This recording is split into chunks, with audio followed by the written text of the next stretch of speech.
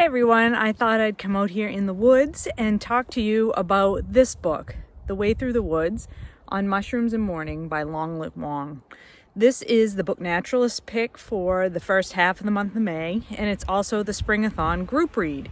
And this book was just an utter delight. It is a memoir about mourning, about grief, about the author's experience of losing her husband and then finding her way back to the things that she enjoyed or finding enjoyment in life through learning how to identify and safely harvest and consume mushrooms, which, you know, is not something that I thought would be anything that I would be interested in, because just little secret here, I hate mushrooms. Like, to eat, I hate mushrooms. I find them to be not pleasant at all in the mouth. So I have no desire to eat mushrooms, but I found her journey about learning to identify mushrooms and learning where mushrooms live, different species and their habitats, and then how to properly prepare them and safely eat them. I found it really fascinating. I thought it was a very nice mixture of both nature information, so information about the species, the different species of mushrooms she was encountering, very interesting information about the Norwegian system of certifying which mushrooms are safe to eat for the public. You know, they have these mushroom inspectors, of which she became one over the course of her journey learning about mushrooms. And then the mixture of her learning to live her life without her husband, who had died unexpectedly, and who had been supposed to join her on this educational journey of learning about mushrooms. It was something they were going to do together, but he died unexpectedly before they could start. So all of that mixture of things together I found to be just delightfully done. I thought it's really a very gentle book. It's a very sorry, bugs are biting. It's a very almost simplistic in the way that the story is told, but is so gentle and lovely that it's just delightful. This is a translated work as well. It's translated from the Norwegian by Barbara J. Haviland.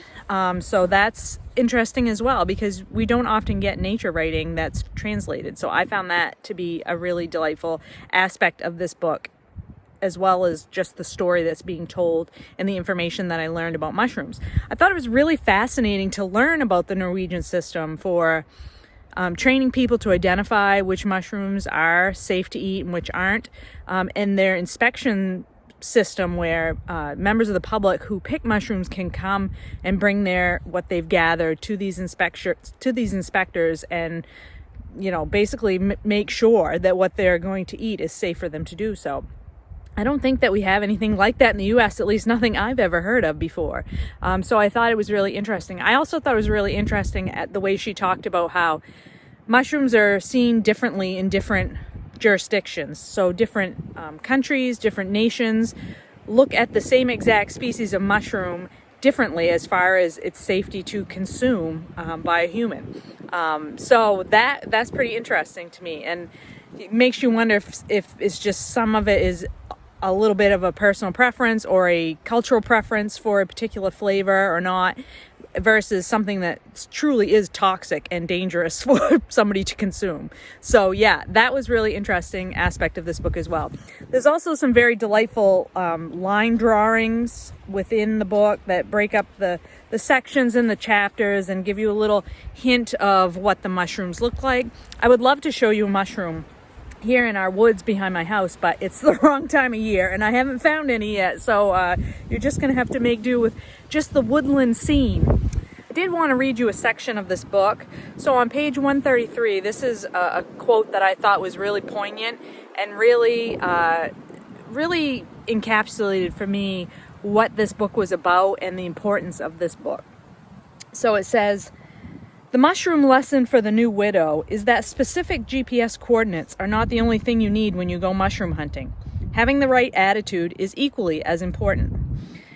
Above all else, it pays to just be, to focus on the moment. Do that and you will expand your definition of happiness. Go for a walk in a nearby forest. As you meet the forest and the forest meets you, Try to leave behind all the hurly-burly of daily life and concentrate instead on tuning in to the rhythm and frequency of the forest. Let it become a part of you. Then you will relax, your pulse will slacken, and you will slip into the gathering mode. Listen to the chorus of the birds. Smell the essential odors of the forest, the blend of dark earth and delicate floral notes. Feel the soft, mossy carpet under your feet. Isn't that lovely? That's so lovely. And I really think, there's studies that show how important it is for people to go out into the woods and how it actually does bring your blood pressure down, and it relaxes you and releases those chemicals in your body that make you feel happy and at peace. And so I thought this book was just a lovely way to show that even when a person is under extreme mental duress or extreme stress, like during a period of grief or whatever, that solace can be found in nature, and especially in the woods, and amongst the trees and the plants and the wildlife. So very lovely book, and I just want to encourage everyone, if you haven't yet picked up The Way Through the Woods by Long Litt Woon, please do. It is a lovely book. Hope everyone's having a great day, and I will talk to you later.